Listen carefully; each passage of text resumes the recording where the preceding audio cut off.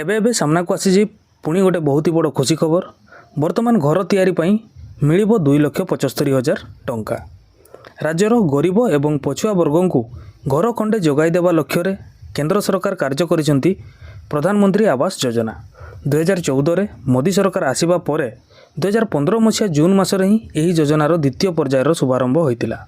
ग्रामांचल सहित सहरांचल रे रहुथिबा गरीब श्रेणीर परिवार को मध्य यही योजन आवास जोगाई देउछंती सरकार। यही योजन केंद्र सरकार हिताधिकारी माननकु 2,25,000 टंका जोगाई दियंती। सेही भली राज्य सरकार मध्य यही योजन योग्य हिताधिकारी को 50,000 टंका जोगाई देइथांती। तेबे यही योजनार लाभ उठाइबा को चाहुतिले हिताधिकारी माननकु तुरंत आवेदन करने को हेबो।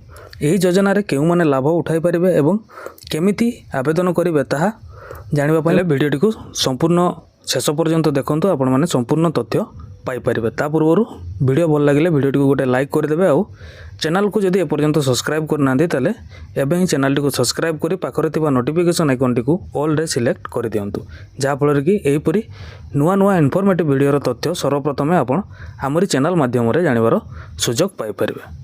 ते बंधुगण यही योजन ग्रामांचल 25 वर्ग मीटर एवं सहरांचल 30 वर्ग मीटर जगार घर तैयारी केंद्र सरकार आर्थिक अनुमोदन जोगाई देइथांती। यही योजनार लाभ उठाइबा को हेले परिवारर वार्षिक आय 3 लाख टंकार अधिक होई नथिबा दरकार। वर्तमान सुद्धा यही योजना अधीन रे राज्यर 1 कोटी रु अधिक हिताधिकारी सुविधा पाई सारिछंती। तेबे यही योजनार लाभ उठाइबा को हेले हिताधिकारी मानकु केतेक विशेष दस्तावेज आवश्यकता रही। से दस्तावेज गुड़िक हेउची हिताधिकारी आधार नंबर एवं परिवार वर्गों आधार विवरणी, यह सहित एक्टिव थिबा पासबुक, ता सहित आय प्रमाणपत्र आवश्यकता मध्य रही।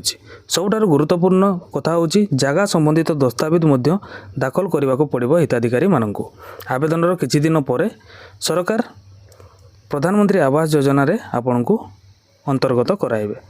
तेबे यही योजनार लाभ उठाइबा को हेले हिताधिकारी को प्रथमे pmaymis.gov.in वेबसाइट रे विजिट करिया पई पड़िबो एवं से वेबसाइट रे विजिट कला परे होम पेज रे PMAY गोटे ऑप्शन रही। से PMAY ऑप्शन उपरे क्लिक करी आपनकर आवश्यक दस्तावेज दाखल करने को हेबो। एठारे जदि आपण एही योजना पई योग्य नथिबे तेबे आपनकर आवेदन प्रक्रिया को आगो को बढ़िबो नाही। योग्य होइतिले ही नाम एवं आधार कार्ड नंबर दाखल करने को पड़िबो। या परे आपनकर OTP आसीबो। OTP सबमिट करिके आपण आवेदन प्रक्रिया को शेष करि परिबे।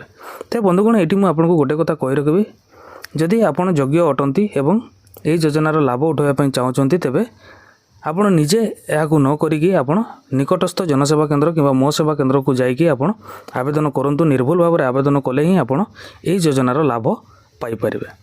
ते बंधुगण जदि आपण जने योग्य हिताधिकारी अडंती एवं एपर्यंत प्रधानमंत्री आवास योजनार लाभ उठाई पारि नांती तेबे निश्चित भाव में आपण आवेदन करनियंतु एवं सरकार जो घर तैयारी पई केंद्र सरकार एवं राज्य सरकार मिसिकी आपण को 2,75,000 टंका दउचंती। से 2,75,000 टंका नेकी आपण आपणकर गोटे स्वप्नर घर तैयारी करि परिबे। तो हाँ बंधुगण, यह ही थिला आजिर आवास योजना को नेकी अपडेट। वीडियो भल लगे वीडियो को लाइक करेंगे और चैनल को नुआ कर आसी चैनल को सब्सक्राइब करी पाखरे थिबा नोटिफिकेशन आइकन टी को ऑल रे सिलेक्ट करने को जमार भी भूलिबे नहीं, जहाँफल कि यहीपरि नुआ नुआ इनफॉर्मेटिव वीडियोर तथ्य सर्वप्रथमे आपण आमरी चैनल माध्यम रे जानिबार सुजोग टिए पाई परिबे। तेबे पुणी देखा हबो आ गोटे नुआ वीडियो रे आ गोटे नुआ अपडेट को नेकी। सेति पर्यंत रहउची नमस्कार, जय जगन्नाथ।